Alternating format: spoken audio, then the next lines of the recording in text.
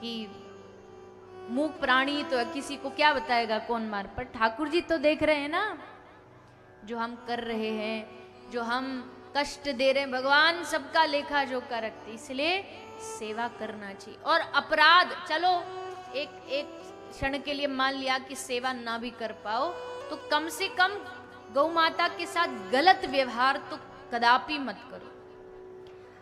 आपके आसपास भी बहुत यहाँ ग्रामीण क्षेत्र खेत होंगे, खेतों में जब अनाज का समय आता, गेहूं लगते हैं, धान लगते हैं, तो कोई गाय घुस जाती है किसी किसान के खेत में, तो किसान उस गाय को इतना प्रताड़ित करता है, डंडा मारा नहीं भागी। अब वो तो देखो जी, पशु वैसे तो माता है, लेकिन एक शरीरधारी तो जीव पशु ही है ना, प्राणी।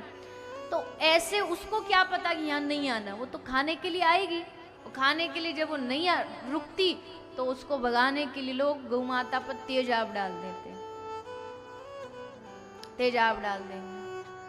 कोई नंदी को, कोई बैल होगा, कोई नंदी होगा, उसको कई लोग तो खेतों में गोली मार देते हैं बंदूक से। तो ये गलत काम कतई नहीं करना चाहिए, ये गलत कामों से बचिए। किसी भी जीव को, और गाय को तो विशेष कष्ट देना ही नहीं चाहिए। तो ये भगवान की प्रिय है। भगवान की खुशी किस में हो?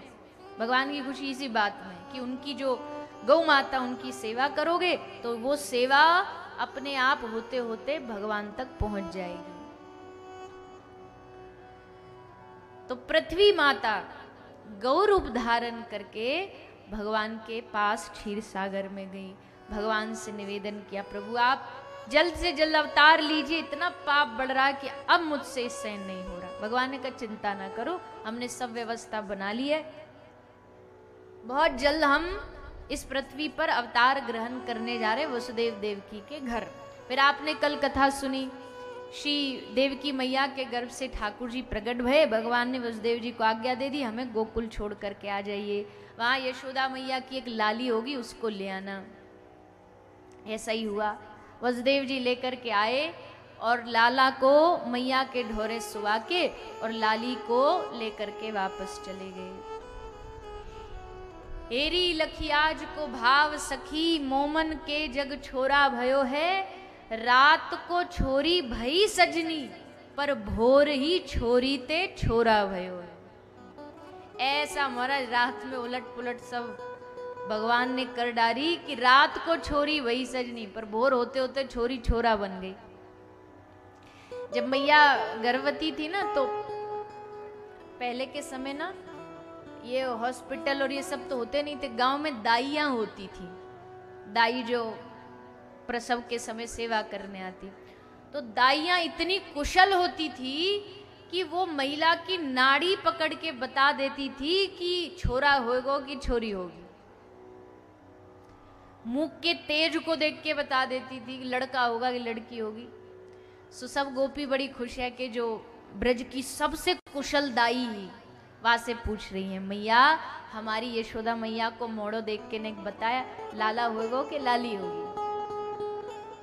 अब दाई ने नब्ज पकड़ी, शक्ल देखी, सब लक्षण देखे और कह रही है सखी जीवन में पहली बार ये घटना भई है कि मोह कुछ समझ ही नहीं आ रहे हो, मोहे देखूं तो लगे छोरा होगो और लक्षण देखूं तो लगे छोरी होगी। तो बेचारी दाई भी आज कंफ्यूज है, क्यों? क्योंकि यही तो ठाकुर जी गड़बड़ करने वाले हैं। सब गोपी तैयारी में जुट गई, सबको पतो ही कि अष्टमी के दिन लाला होएगो। एक बार क्या हुआ था, नंद घर में, नंद बाबा के घर में कुछ साधु आए, और जब साधु आए तो बाबा ने और मैया ने अपने हाथन से उनकी खूब सेवा करी। सेवा करी तो साधु बड़े राजी भये कि हाँ हमारी बड़ी सेवा करी है। सो साधु ने कृपा करके, जैसे नंद जा रहे थे तो नंद बाबा ने प्रणाम करी, साष्टांग दंडवत करी, जैसे दंडवत करी तो साधु ने हाथ उठा के आशीर्वाद दे दियो बाबा को, बाबा पुत्रवान भव। बाबा बोले राम राम राम राम, महाराज जी तुमने कैसो आशीर्वाद दे दियो मोकू, उम्र देखी हमारी, 80-90 बरस के है गए, अब कहाँ थे पुत्रवान भवा, अब कहाँ थे बेटा होएगो। कछु ने सोच समझ के तो आशीर्वाद दे करो। साधु बोले बेटा जो सोच समझ के दिया जाए वो आशीर्वाद ही नहीं है। आशीर्वाद कोई सोच समझ के नहीं दिया जाता, वो तो बस निकल जाता मुंह से। जो मन से निकले वही आशीर्वाद, वही आशीर्वाद होता, वही कृपा होती है। अच्छा एक बात और, अक्सर हम क्या करते, अक्सर हम साधुओं के पास जब जाते हैं तो हाथ जोड़ के महाराज जी आशीर्वाद दे दो, बाबा जी आशीर्वाद दे दो। पर संतों से आशीर्वाद मांगना नहीं पड़ता है, तुम संतों की सेवा करो, बस उनके हृदय से अपने आप आशीर्वाद निकलेगा। मांग के लेना पड़े वो आशीर्वाद नहीं, आशीर्वाद तो दिल से दिया जाता है, अपने आप दिया जाता। कई लोग तो महाराज महात्माओं के एकदम पीछे ही पड़ जाएंगे और वो नहीं करेंगे कि बेटा कोई बात नहीं, कोई बात, तो उनका हाथ ही पकड़ के सर पे धरवा लें, महाराज जी आशीर्वाद तो देना ही पड़ेगा। ऐसे जबरदस्ती हाथ धरने से थोड़ी आशीर्वाद प्राप्त हो जाएंगे। सेवा करो, संत सेवा करो, साधु सेवा करो तो साधु के दिल से आशीर्वाद निकलेगा। तो बाबा को आशीर्वाद दिया पुत्रवान भव। अब तो बाबा निकल गए हो हमारे मोहते, और संत की मुख से निकली वाणी को भगवान को पूरा करना पड़ता है। संत का संकल्प भगवान पूरा करते। तो अब तो आपके घर में पुत्र होएगो, और वो भी महाराज भादों की अष्टमी को होएगो। तो अब कहा भयो सबको पता तो ही कि अष्टमी को लाला होएगो। तो सारे ब्रज के लोग, सारी ब्रज की गोपी 2-4 दिन पहले ते ही मैया के घर डेरा जमा के बैठ गए, ढोलक बाजो ले आई और सब खूब बढ़िया बढ़िया बधाई गीत गा रही हैं, लाला होएगो, लाला होएगो। अष्टमी को दिन आयो, आहा आज तुम्हारा सुबह से ही पूरा मौसम वातावरण एकदम आनंद में, रिमझिम बारिश हो रही है, मेघ छा रहे हैं, गोपी बड़ी जोर जोर से गीत गा रही हैं, उत्साह में उल्लास में। सुबह ते दोपहर है गई। अब गोपी दाई ते पूछ रही कछु भयो कि ना भयो, ना भयो। दोपहर ते शाम है गई, अभी कछु भयो, अभी भी कछु ना भयो। नंद बाबा आज गौशाला भी ना गए, दरवाजे पे माला लेके बैठे। जो भी भीतर ते गोपी आती वाते पूछते भयो लाला, तो गोपी कहती बाबा अभी तो ना। तो बाबा बैठे बैठे कह रहे अभी तो भयो ना है, आगे की पतो ना है, अभी तो भयो ना है, आगे की पतो ना है।